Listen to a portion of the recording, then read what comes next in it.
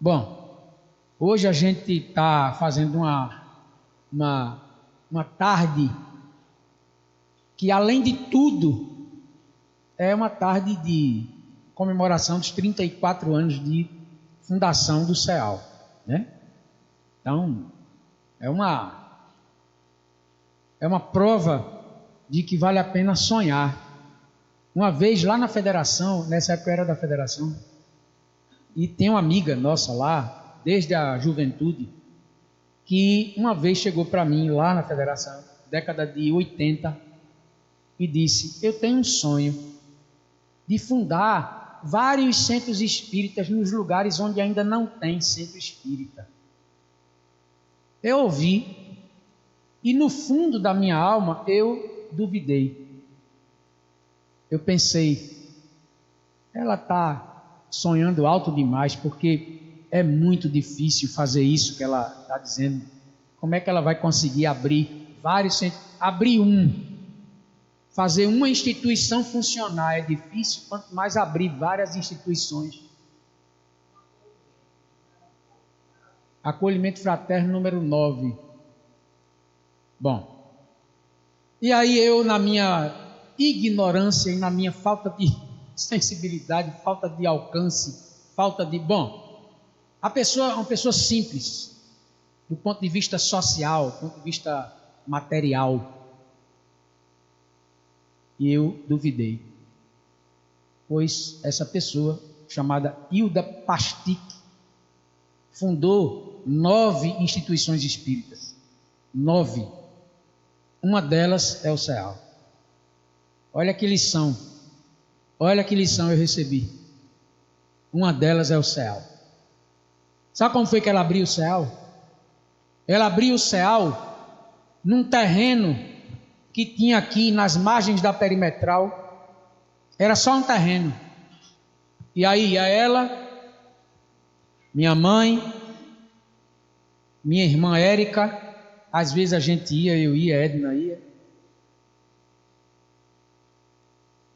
E toda a tarde do sábado, eles levavam cesta básica, me lembro que tinha sopa, munguzá, cachorro-quente e tal, e fazia aquele encontro, aquela festa com as pessoas da comunidade aqui.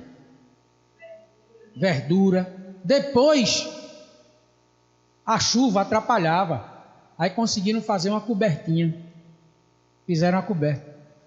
Era só uma coberta. Depois resolveram fechar.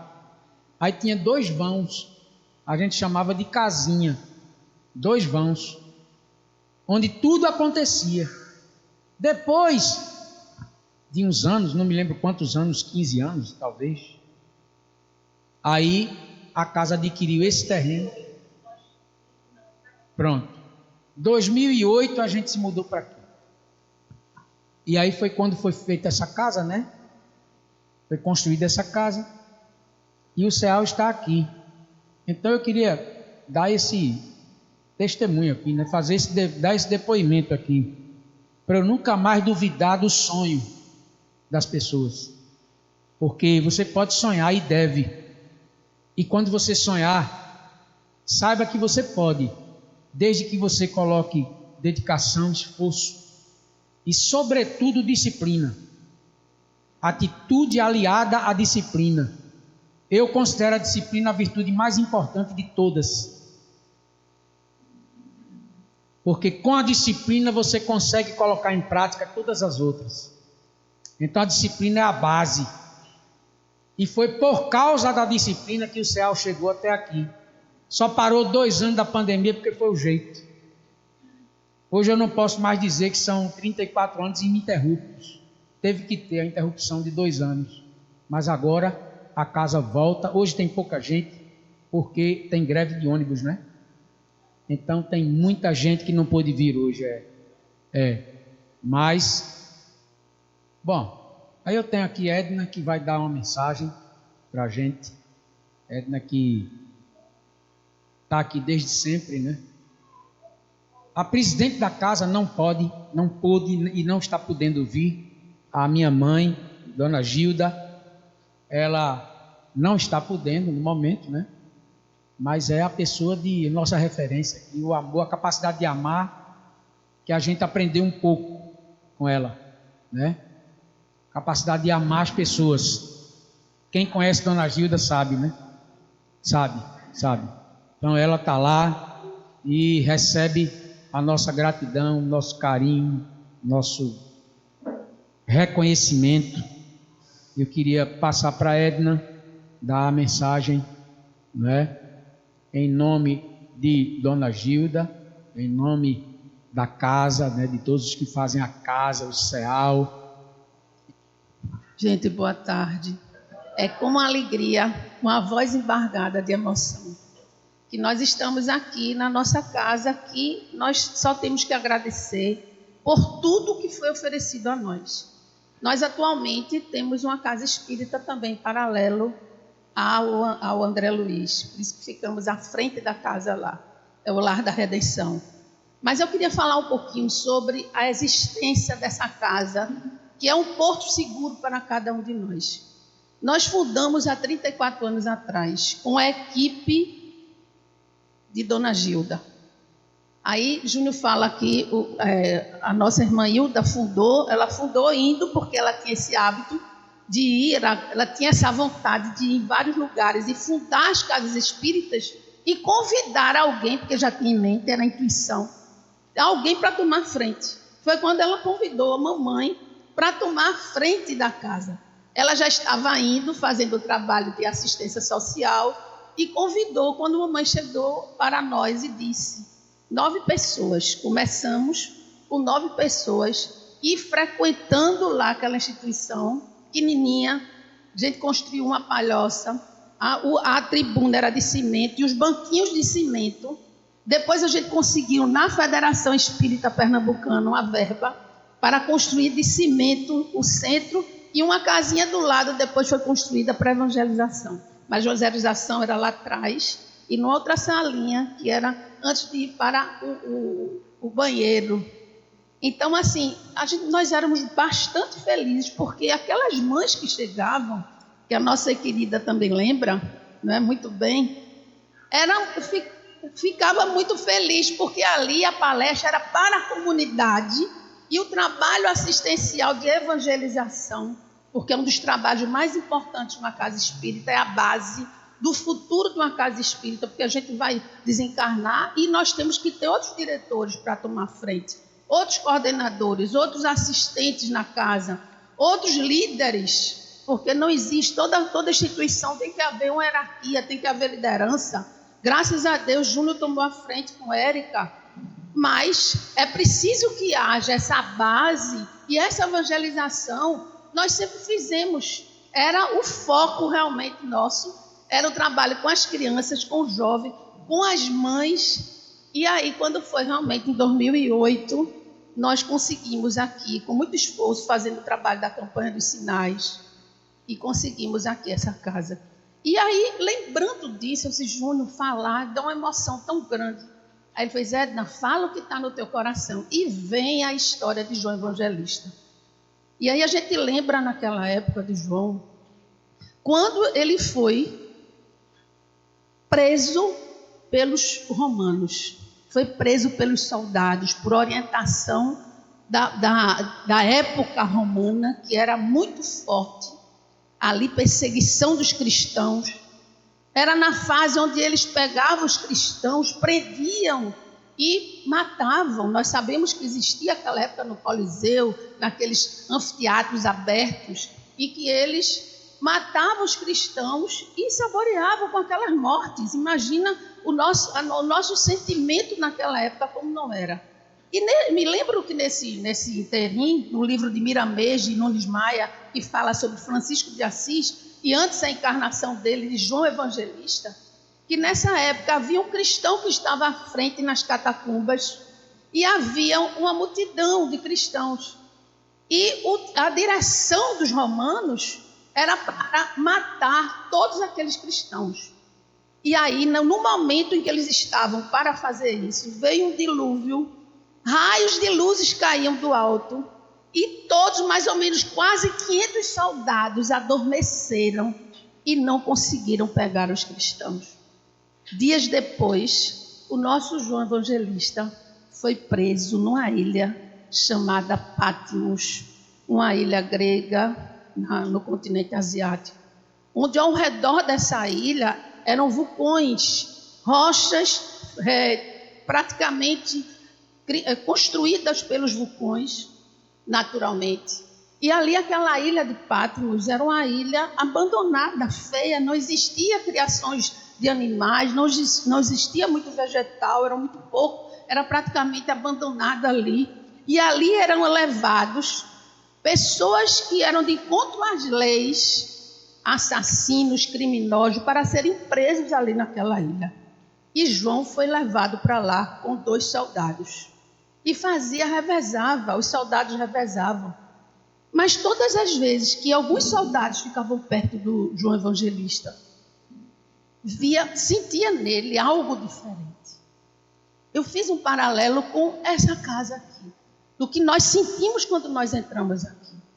Quando nós nos aproximamos de pessoas que vivem o amor, como aqui o André Luiz, como o nosso querido João, que era chamado de Pai João, pelos próprios soldados, porque eles ficavam impressionados, porque João praticamente não tinha nada ali para se alimentar, não tinha nada o que beber. Eles ficavam reclamando porque tinham sede. E como é que uma pessoa como ele, que estava ali presa, presenciava várias vezes ele conversando com os cardumes, com os peixinhos prestando atenção.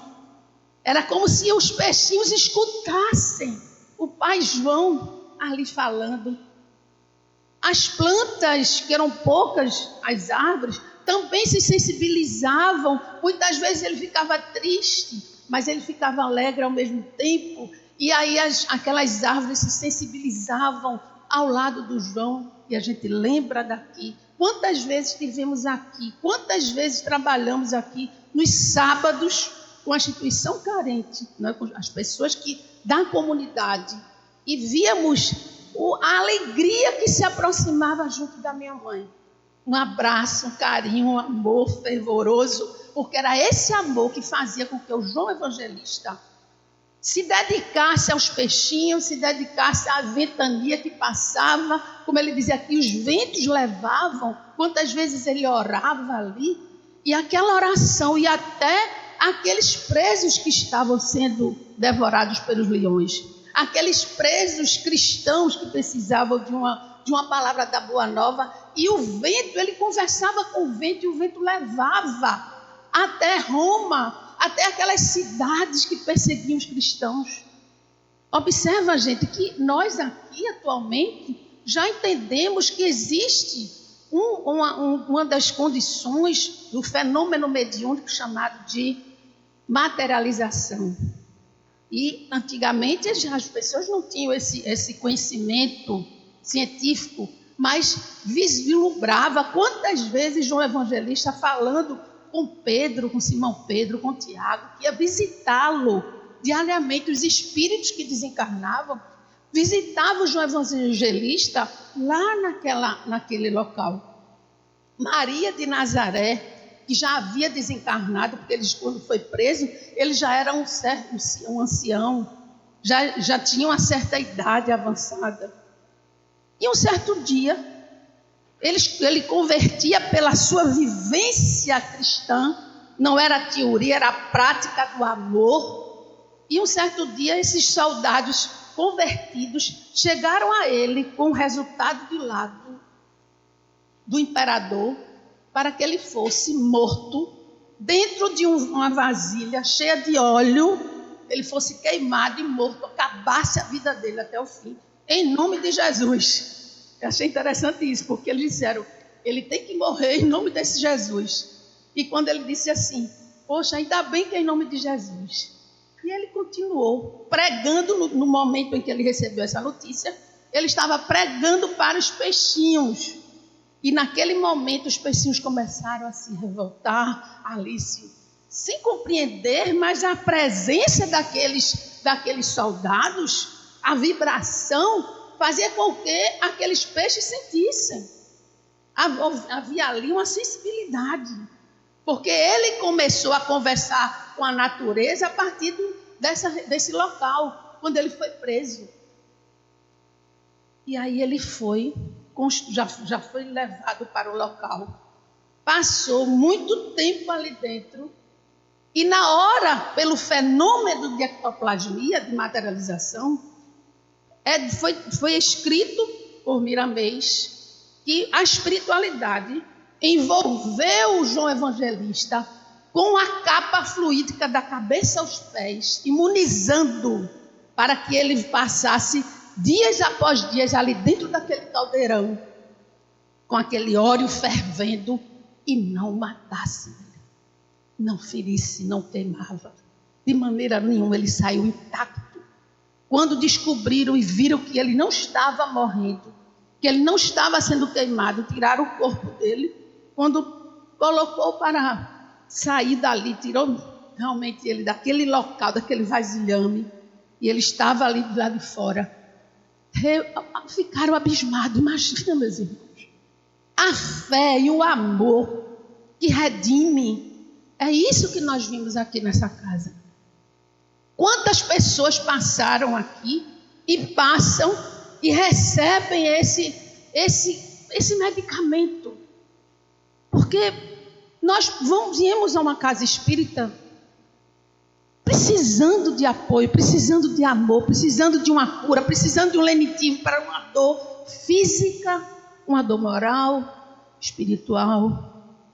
E quando recebemos, a gente escuta: a tua fé te curou.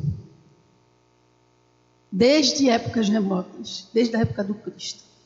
Mas essa fé, ela tem que ser imbuída nesse amor, porque não existe fé sem amor. Eu só acredito naquilo que eu acredito, nessa confiabilidade, nessa energia que faz eu mergulhar e faz eu ir adiante fervorosamente, confiante.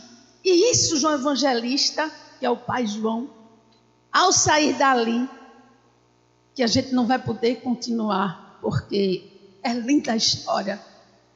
Ele foi levado pelos próprios soldados, e os próprios soldados, para protegê-lo, porque o imperador queria que ele ficasse em Roma solto, para ver outra cilada.